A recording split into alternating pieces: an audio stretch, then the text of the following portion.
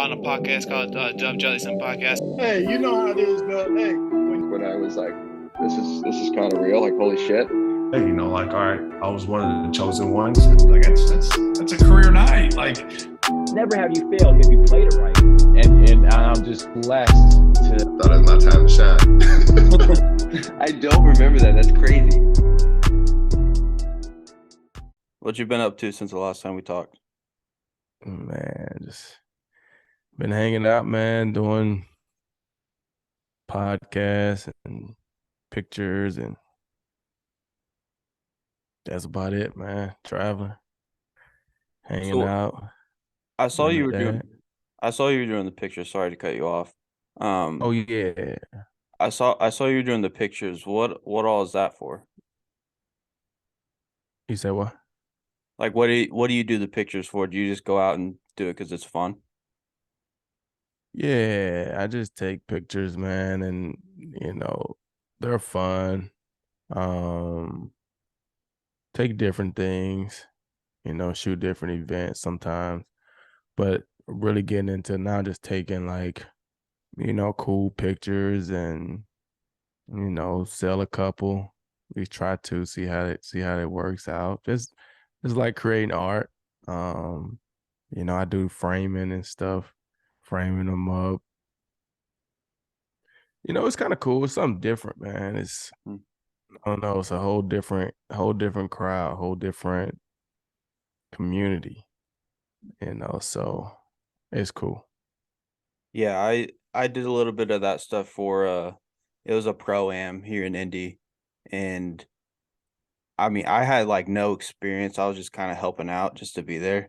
And they were telling me, I was like, you guys are different. There's so much stuff that goes into it. Yeah, man. People don't really like art and photography and just any of those things, man. There's so much that go into it. It's so technical. It's so, because when you think about art, man, like true art is like forever. You know what I'm saying? Like you go to some people's houses right now, they got pictures in their houses that's 80 years old that like was put together a long time ago and they're still here. Like, when you think about it, it's like you don't really throw away like good art, like a good piece of art. You don't really throw it away. You just keep it. Like it go from house to house, from move to move. You pass it down to a child, you know what I'm saying? Like you had it in your house for 40 years and then you pass it to your child and they're like, oh yeah, this has been, it was in my mom's house for 40 years. Now I got it. Well, then your kid, they just never go away. So it's a different appreciation for it, man. And so it's a lot that go into it, but it's fun to create it and to see different things come to like life. It's cool. Yeah,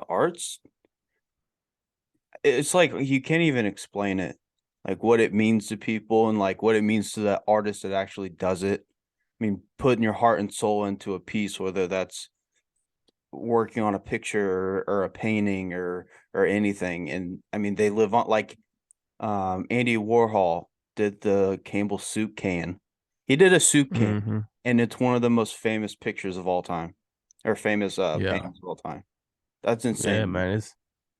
It's and they all have a story, man. When you take a photo, when you really take a photo, because like when I first started out in photography, you taking some of everything, you know what I'm saying? And then the better you get, you learn more. Now you're not really shooting everything. You're very selective in what you shoot, right? You shoot, it's basically just shooting with a purpose. You know what I'm saying? You know exactly what you're looking for. You know the shot that you want, and that's, when you look at some of these movies and it's like, man, I can't imagine like this or that or this or that. But when you think about the grand scheme of things, these directors, these producers, these guys, they've seen so much. They've been around so much. They've really, really, really, really experienced. So when they writing a script for a movie, like they know exactly what they want it to look like. They like they've seen it. They know So most of the time when you go out and you take a photo, you know, like you got a vision of what you want that photo to look like. You've seen this building, you've seen these trees, you've seen this waterfall, you've seen it already, and you know, okay, I want this picture, but I want it to look like this. So I need to take it down here with this kind of lighting, with this type of angle. And then if I make it like this, it'll look like that. Like you've seen it already. So you really just going out there at a certain time of the day to get the light that you want, to take the picture that you want. So it's fun. It's creative. It's a lot of different things, and I get a lot of different things from it, from just the competitive side. You know, getting a good shot is, you know, it's tough, you know. But then, like I said, from the framing side, you know, I get, you know, when you put together a concept from the framing to the mats to the mount, all those different things, when you put together a concept in your head, and then you go out and you make that happen and you get it done and you frame it, and then you look at the complete picture, you're like, wow, that came out pretty cool, man. And then, like I said, when when you create art that people buy and they put it in their house, and it's like, that's a piece that'll live on forever. That, you know, I took it over here. I remember exactly what I did, when I did it, how I did it, why I did it, you know, all these different things, you know what I'm saying? So it's pretty cool. Yeah, and then you like have some of it leaves up to chance, I guess, because like especially the people that do nature and animals, like they might be sitting in the same spot for the entire day just to Right. get that one picture that goes in National Geographic or Yeah. And I mean, and whatever those magazine. people are, you know, there's different ways, right? Mhm. There's different things, there's different lenses, there's different things that you use. And you go to the places where, you know what I'm saying, it's not like I'm sitting here in Texas and I'm out in my backyard like waiting for a deer to come around so I can take a Mhm. picture. No, if I want to do that, I'm gonna go to a farm that has tons of deer. So yeah, I still may have to sit there and wait because you just never know. But I'm gonna know the place where I'm going. There's tons of deer. The owners know the times where they're out the most, the places where they're out the most, and then that's where I'm going to camp out at and get a good picture. You know what I'm saying? I'm not just Mhm. going to some random place sitting there for hours waiting for, like, you know what I'm saying? Yeah. So I think, you know, when you see some of this National Geographic, those people are going to, you know, Africa or wherever they got these jungles or places where these animals and things are. And like I said, you get some of these lenses, you know, you can be a long way away from these animals and it looks like you're right there close to them. You know what I'm saying? These guys are not getting that close to lions and stuff like that, Mhm. but that lens will get close. You know what I'm saying? We got lenses that can shoot all the way to the moon. And you know we got a lens that can, you know what I'm saying, shoot in the daggone field or something. You know what I'm saying? So Yeah. um, but it still takes time, you know what I'm saying? It still takes time, it takes timing. Like I said, you just gotta know, you know what I'm saying, just like people that shoot birds and stuff, they know when the birds, you know, migrate, they know when they don't, they know when they're out, they know, you know what I'm saying, they know all these different things. And so they line up and in the locations at that time and they wait for the birds, and the birds generally do what they're supposed to do, and you Mhm. get a shot, you know. So I mean, I think one of the biggest things that when you talk about chance is, like, you know, when you look at event photography, you look at sports photography, because those moments only happen once, Mhm. right? So you got to be ready for that moment when it happens. It's not one of those, you know, yeah, you know, such and such may have a concert tonight and he may have another one tomorrow, but that doesn't mean that this moment that happened tonight is going to happen tomorrow. All right. Yeah, he might perform the Yeah. same song, but that moment that happened last night may not happen tomorrow night. And if you didn't get it last night, you missed it, right? Like, you look at LeBron, he's played for 20 years, right? there's a lot of plays he's made. And yeah, he may make another play tomorrow, but that one he made last night, you see what I'm saying? So when you're looking at sports photography, event photography, it's about being ready to go, being on point. It's kind of like a wedding. You know what I'm saying? You don't get a second chance at somebody's wedding. You know what I'm saying? If you miss the moment, you just miss the moment. It ain't coming back. And so those type of things require, you know what I'm saying, you gotta be ready. You gotta be high alert, understand what's going on, you know, and that's why I like shooting sports, because, you know, when you understand the game, you understand the situations, you can kind of figure out, okay, this probably finna happen right here. So I'm setting my angle up for this, or I'm positioning myself for that because I'm expecting this, because it's, you know what, it's 3rd and 25. So you're probably going to throw a screen or a check down to the back. So I'm going to keep my camera on his running back. So when he get the ball, I'm already on him and I'm just snapping pictures as he's running, and whatever happens, happens. I'm not putting the camera on this guy because it's 3rd and 30 like that. You know what I'm saying? So just little different things where you just kind of just got to have a feel for it, man. And some of those guys are really good, man. Some of those guys are really good. Now, I don't know how much of, like, if you go to games and shoot and stuff like that, when you do that though, like if you have had that opportunity, I mean, how much does that give you an advantage of knowing the game inside and out and know what they're gonna do to set up those shots? I mean, I think it gives you a little advantage. You still got to capture the shot, but it helps to know kind of what's going on. It helps. I will say that. You know what I'm saying? But I think, you know, for me, when you look at a player going back and shooting a game, I think it's shot from a different perspective. I think, you know, just regular people, they shoot games just to shoot the games. You know what I'm saying? I think when you play it, it's just a different perspective of the things that you want to shoot. Because, I mean, you're probably going to show more. I mean, yeah, everybody wants to see the action and, you know, what's going on, what happened, this play, this catch, this dance, all these different things. But there's a lot of things that go on the sideline, you know, things that happen before the snap that is very interesting that people don't really pay attention to. But as a player that's been through it, you kind of understand those moments. And those are some of the pictures that you feel like are dope. So it's different. I've shot a couple colleges game. I haven't shot an NFL game yet. That'd be fun. Hopefully you get to. Yeah. I mean, I gotta take the time to go out and do it. I can go and do it. I just gotta take the time. I'll probably go out, shoot a couple later in the year. That'd be awesome. And then another thing I know you're doing, obviously you're repping it right now, the Believe podcast. Kind of covering the Lions. How did that all start?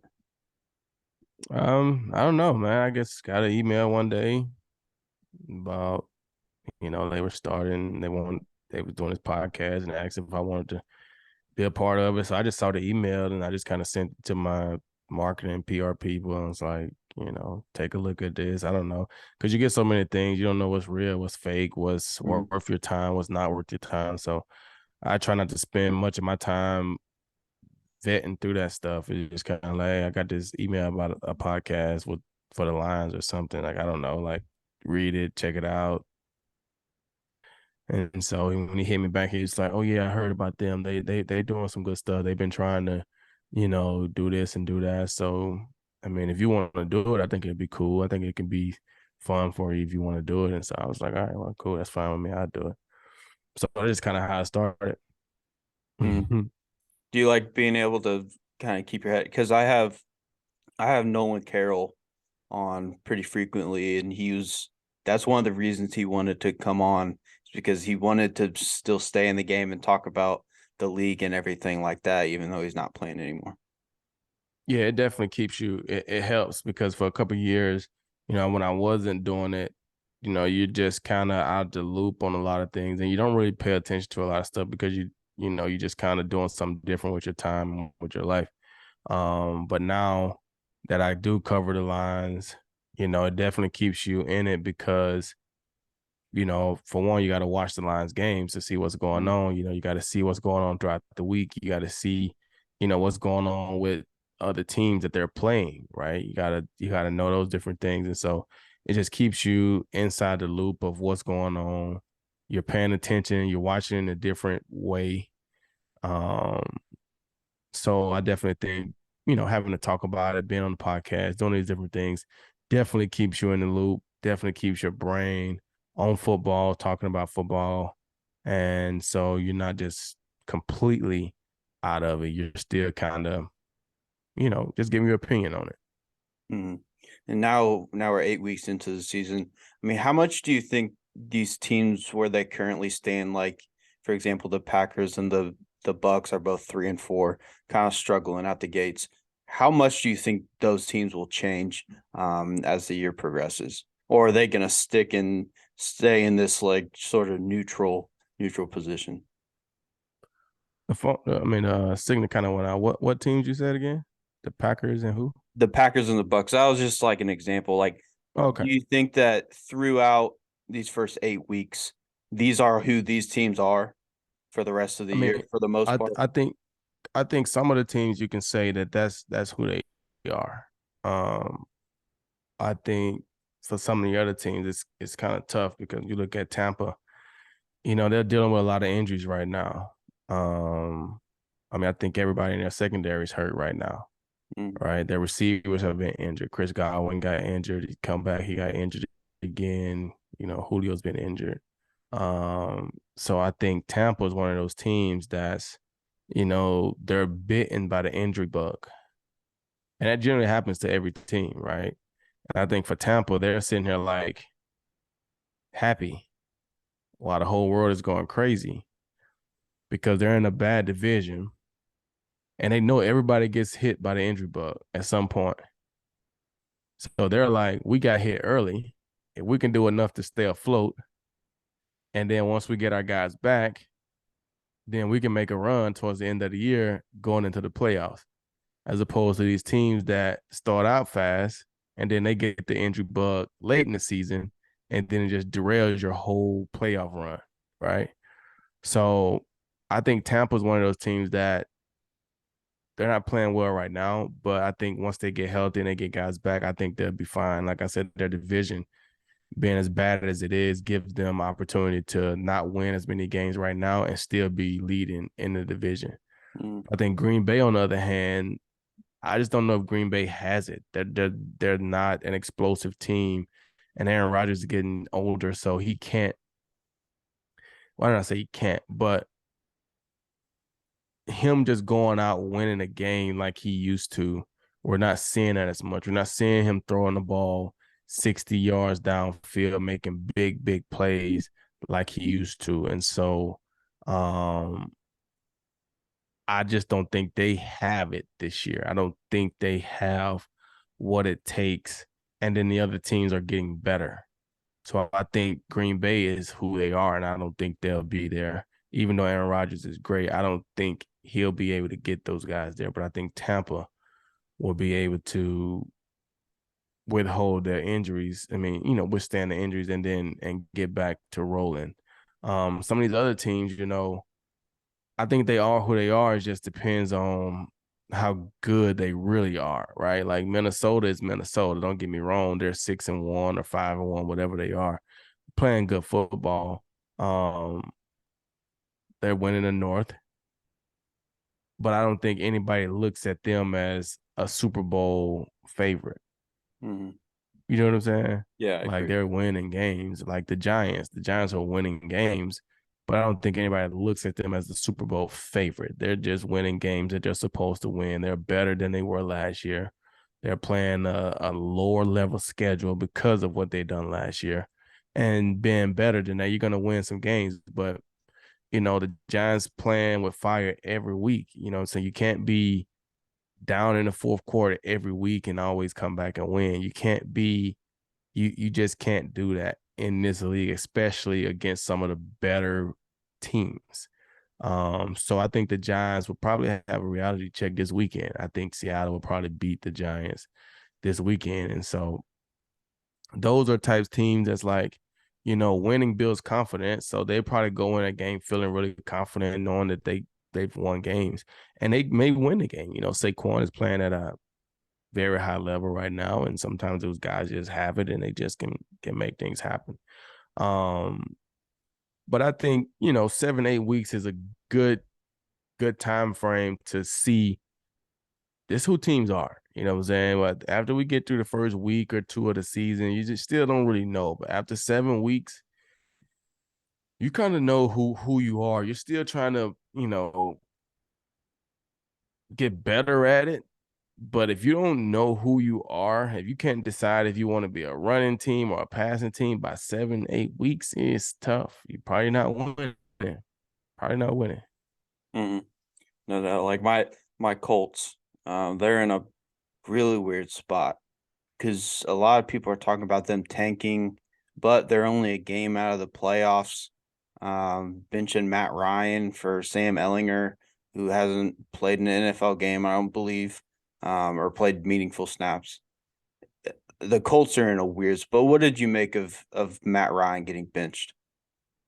Well, I mean, the Colts are, Matt Ryan getting benched.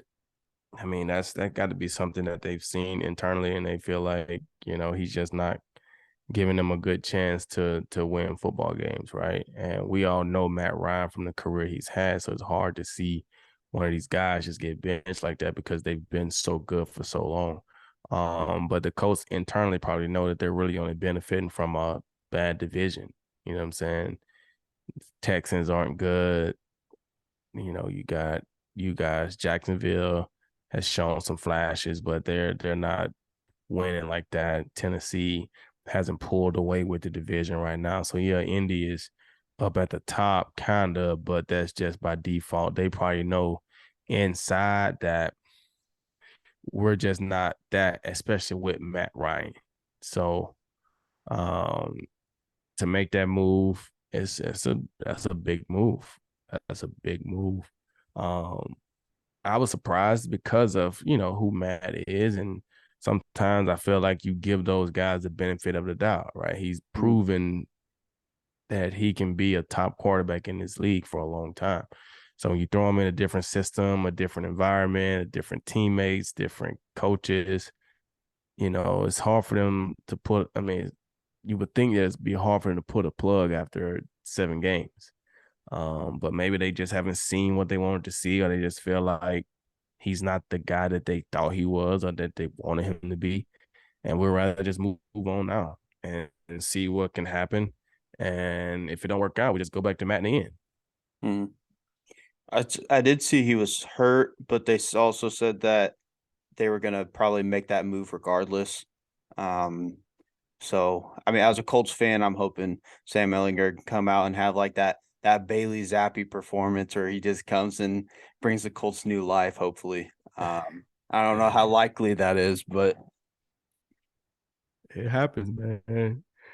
A lot of these guys go out and they play with no expectations, no fear, no, bless you.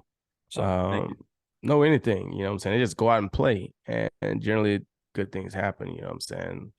Most of the time, the thing that derails most people is expectations. That's really what derails most people, you know what I'm saying? You expect people to be something, and when they're not that, you immediately put them down, even though they're playing okay, right? And I tell people this all the time. And I know it's a football, but I think basketball-wise, right? Back in 2000 and when Andrew Wiggins was coming out, they were saying Andrew Wiggins was the next LeBron, right? And LeBron has set the bar and standard so high that there's no possible way that Andrew Wiggins can reach that. So most people look at Andrew Wiggins as a bust. But if you look at his numbers, you look at his career, he's probably a solid player. Yeah. You know what I'm saying? But the expectations that was put on him, he couldn't reach that. So he's looked at, you know what I'm saying? So when we get some of these quarterbacks, some of these guys, you have these expectations for them to be, you know, they expect Mac Jones to be Tom Brady. And when he's not, it's like he's not playing good. He's probably not playing good, but he's playing what he's capable of doing as a year 2 player. You know what I'm saying? It like who does he have around him? Who is his running backs? Who is his wide receivers? Like, you know what I'm saying? He don't have Randy Moss. He don't have Randy Moss. He don't have, you know, some of the receivers that young Tom Brady had. You know, he don't have those guys. So it's different. But we put the expectation, and when they don't hit those marks, we feel like they're failing. And that's what I feel with Russ. I mean, and I'm not. I think Russ hasn't played well all year. He just has. They just haven't been able to move the ball. Obviously, struggle at 2-5 now, I believe. What did I wanted to get your opinion on this. What did you make of him doing freaking high knees on the plane on the way to London? Did you see that? Not well. I saw something on Twitter a few minutes ago about him working out and going through rehab and stuff on the plane. You know what? I mean, as a hater, as a, you know, a person that may feel like he's doing too much, I can sit here and say that, oh, come on, Russ, bro, like it ain't that serious. But at the end of the day, he's doing whatever he feel like he need to do to get his body ready. Like that flight to London is a long flight. Like, and if I got a hamstring or some kind of injury like that, like I need to get that thing moving. I don't want it to just sit there and get stiff for 10 hours. You know what I'm saying? So doing rehab on the plane, like we had guys doing rehab and stuff. It's a long flight. You know what I'm saying? So doing rehab on the plane, those planes are huge that you're flying on. There's plenty of space. You know, doing rehab, doing some high knees, getting yourself going. I don't have a problem with it. Like I said, I know what the public, the outside world, those people are gonna say just because it's been said that, you know, Russ is this type of guy, or that type of guy, and he's this and he's that. But at the end of the day, he's just trying to do everything he can to get healthy. And if that's what he feel like he need to do, then good for you, Russ. Now, have you ever seen that? Like going through the aisles, like when everyone's sleeping. Have you seen people go through there and like work out? Nah, because I mean, I only went to London twice to play. I mean, I've never seen it on just a normal trip to, you know. But I'm not saying it doesn't happen. It could happen. It could. If you wanted to. Yeah. You know, I mean, I've done rehab on the flights. But when we went to London, you know, like I said, those planes are big, right? So the first time we went to London, you know, I think, or maybe the second time, I can't remember. One of those times we went to London, like I was in the front, you know what I'm saying? So I don't know what was going on in the back of the plane. You know what I'm saying? They could have been having a party back there for all I know. I don't know what was going on. And then the second time we went, like I said, I can't remember if it's the first or the second, but another time we went, I was still sitting in the front. I wasn't in the first class section, but I was still sitting up like at the front row. So what was going on in the back? And I know because those planes are so big, and sometimes you don't have enough people to fill the whole plane. So I've seen people that were sitting up front, they may go all the way and sit in the back because there's nobody sitting back there, and they just can lay down and take a whole row. You know what I'm saying? So, I mean, depending on how many people they took to London, like I said, they're not winning. They're not, you know what I'm saying? It's not like they're a great football team right now. So they probably didn't have a full plane. So I'm pretty sure it was empty in the back. You know, That's fair. I think Russ is kind of he just seems like a bot to me. He just seems like some dude that he just strikes me as really fake. It's just the weirdest thing.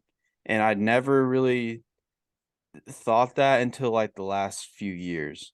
And then he started acting kind of weird. That's is all I can say from the outside. This is all I can say. Russ has been in the league for a lot of years, Mm. and he's been this way since he was in college, all through his career. So if he's fake, he just got really good at being fake, right? Mm. But if being fake can keep me in the league for all these years, playing 2 Super Bowls, win a Super Bowl, make hundreds of millions of dollars, and all I got to do is act like I like the team that I play for, why not? That's true. Yeah. You know what I'm saying? Like, Yeah. who cares if I'm real or fake? I'm living, I got a job, I'm making a lot of money. Like I say, if it's fake, it's hard to keep that act up for that long.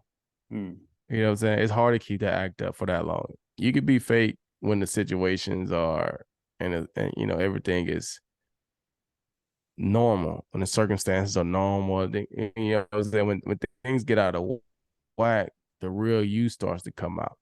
And he's been that way the whole entire time. You know what I'm saying? So I don't know. I don't know him personally. You have to maybe talk to some people that are his teammates because, you know, I don't know. I mean, Sierra's been with him for a while, so he must be doing something right. Doing something right with her. Right. Yeah, I did see like Richard Sherman and Marshawn said that he was kind of distant from them. Like they didn't have his personal phone number, which is kind of weird to think, especially with those two guys. Those guys are like leaders on those Seahawks teams. But regardless, I did want to ask you about everything going on, especially recently with like Tom Brady and Aaron Rodgers. They're kind of, I don't want to say they fell off, but they're not having great years. And then on top of that, they're dealing with things outside of football, and Rodgers is going on McAfee and kind of openly saying we need to bench some guys. Essentially, Tom Brady's ripping his lineman on the sidelines. What do you think that does to the locker room when those guys a couple years ago they could do that and there wouldn't be any issues with it, but now they're not playing as well? Will they get a different reception in the locker room? No, I don't think so. I mean, the people that's going to have that reception to them in the locker room are going to have that either way, right? I think they've done so much in this league that it's going to be very difficult to blame Tom Brady or Aaron Rodgers for not playing great. It's going to always be, well, their O-line isn't blocking. They don't have any wide receivers, this, that, and the other, because like I said, when those guys are younger in their prime, you can take, you know, bad wide receivers and still win games just because of the way you play, the way you throw the ball, the different things that you can do. As you get older, you become, I can't win the game by myself. Now I need you guys to do a little more. I can still throw it and get it there, but I can't do it like I used to. So now the supporting cast becomes more important. But their legacy is already built. Tom Brady's already a great quarterback. Aaron Rodgers is great. So they're not going to blame it like Aaron Rodgers is just playing bad. It's going to be his receivers can't get it open. It's going to be, you know, Tampa's receivers are dropping wide open touchdowns and this and that. They can't block. They can't run the ball. So we can't expect him to win it by himself. Well, 5 years ago we did, you know, but they just had different players maybe, you know what I'm saying? So it's just one of those things that I don't think in the locker room is going to be perceived any different unless those guys sitting in the meeting room know that Tom isn't playing great, right? Because when you're in the meeting room, it's a little different than when you're watching it on TV. Because on TV, we see certain things. But in the meeting room, you know exactly what happens. So on TV, you might see this old lineman just miss a block. But in the meeting room, you know, hey, Tom called this right here, so my eyes was going here. I was slide protection to the left. This guy came off the right side. The running back, he's supposed to have him, or that's Tom's guy. And Tom didn't make the throw, so now we got a wide open guy running for a sack, and it looks like I did the wrong thing, but that's the play that Tom called. That's the protection that Aaron call. You know what I'm saying? Mm-hmm. And so unless those guys are doing things like that you know about in the meetings because you're sitting in there with them, I don't think they'll get treated any differently in the locker room just because they have so much history of being great. That's something that I had Cole Toner on the podcast a while back now. I don't know if you know him. He's a lineman in the league. I think he's a free agent right now. Went to Harvard. He's a real smart dude. And he was telling me he gave me like a boot camp of how to look at offensive lines and how to like try to guess at least what's going on. But he said you're never gonna know unless you're inside that meeting room. Mm-hmm. And that's why, I mean, fans and everything's like, oh, our O-line sucks. I mean, maybe that's true if they're getting one-on-one, whatever.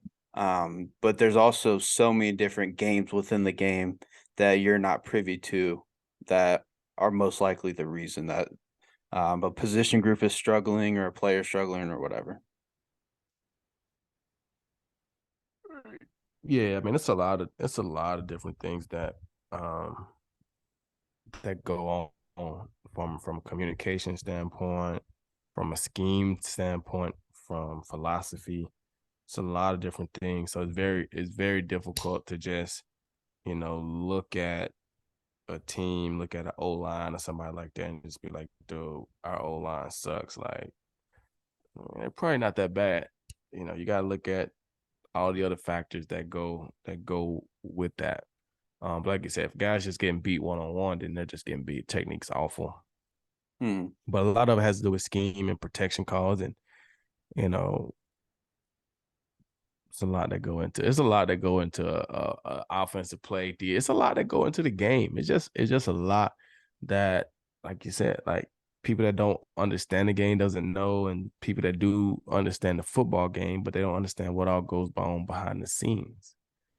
It's a lot of communication that goes on that makes a play happen, offensively and defensively. There's a lot of little different things.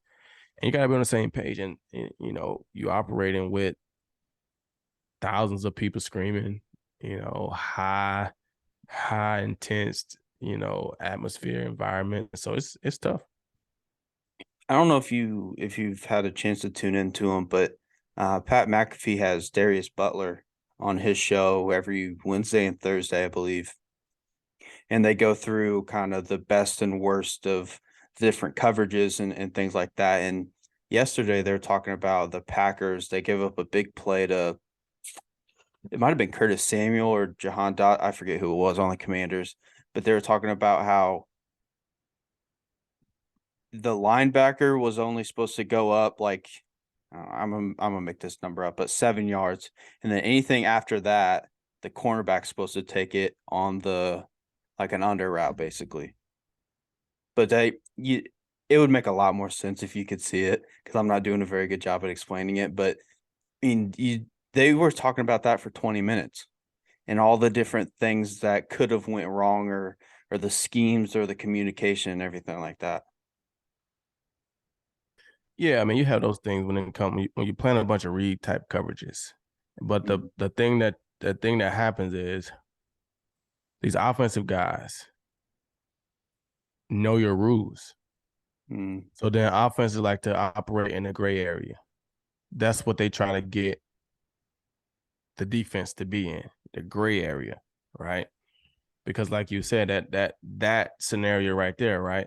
Hey, as a corner or as a safety, hey, if this guy goes over 5 or 6, 7 yards, you got to pick him up as the deep defender. The linebacker doesn't have him. If he does anything under that, then the linebacker picks him up and plays all the underneath routes. Okay, well, these offenses know that stuff. So then, yeah, they're going to run some routes where they clearly run underneath, and the linebacker's going to have it. They're going to run some routes where they're clearly over the top, and the safety corners, whoever, the DB has it. But then they're going to run those certain routes. It's going to be in that gray area. It's going to be right there at 7 or 8. And they just want indecisiveness. They just want that corner to get a bad read and feel like, oh, I didn't feel like he went over 7. So I didn't feel like it was my guy. But then they want the linebacker to be like, oh, he was over 7, so I let him go to the corner. So now the corner is not covering him because he feels like the linebacker should stay on him. The linebacker is not covering him because he feels like the corner should have picked him up. And now you got a wide open guy sitting there. Offenses do that a lot because they know your rules. They know, when you declare different things. So they're going to put it right there in the middle. Right. They know that you do a bunch of different double coverages, right? They know you may have coverages for 2x2 and 3x1. So we're gonna throw it out in 2x2, right? So that means I got 2 receivers on one side, 2 guys on the other side. Now, when we go to 3x1, you're playing a different coverage. But at what point does it go 3x1? If I start out in 2x2 and I start motioning a guy, at what point do you say, okay, it's no longer 2x2, now it's 3x1? Do you do it when he get all the way over there? Do you do it when he get past behind the center? Do you do it when he just start moving? At what point do you say it's no longer 2x2 and we're playing this coverage? We're going to 3x1 and playing this coverage. At what point? Offenses know that you have that dilemma as a defense, so they make you operate in gray area. That's why they do all that stuff, because all it take is one guy to feel like it was 2x2, and now he's playing cover 2. This guy felt like it was going 3x1, so he's playing cover 3. So now that safety that was supposed to be over the top in cover 2 is not over the top because he's rolled to the middle playing cover 3. That corner that was supposed to be deep in cover 3 is not deep in cover 3 because he thought it was 2x2, and he's playing cover 2 up close, and there's nobody in the deep third on the right side of the field, and quarterback looks out, and it's a wide open receiver 40 yards down the field. He throws it, and everybody's looking around like, what happened? That's why offenses do it. That's so crazy. So crazy to me. I appreciate you breaking that down. I do want to talk a little bit about something before I let you go. The Chiefs just traded for Kadarius Toney, which leads into my next point. The trade deadline's coming up here next Tuesday. Christian McCaffrey, Robert Quinn, James Robinson, Robbie Anderson, now Kadarius Toney have all gotten traded. What other big names could you see on the move? Man, you know what? I'm just gonna be completely honest with you. I don't know. I don't know. That's one part of the game that I really don't get into. When I played, I didn't try to be a GM and all this stuff and worry about who's getting traded where. So like even now, I don't look at the game and be like, oh, okay, this guy right here, his contract isn't this, or he's unhappy, so they're probably gonna trade him to. I don't freaking care about all that stuff, man. Whoever gets traded, they get traded. Like I don't even know who Kadarius Toney is. See, he's a wide receiver from the Giants, but I don't know who he is. He may be a monster. I don't know. Not really. But he's a wide receiver, and they send him to Kansas City. If you got some kind of talent and they send you to Kansas City and you playing in that scheme with Patrick Mahomes, you could be a guy that turns into something. So I don't really know who's going to get traded, who's not going to get traded. I just see the trades that come out. I saw my cousin, Robert Quinn, got traded to the Eagles. That's a big trade for those guys. Christian McCaffrey went back out to the Bay.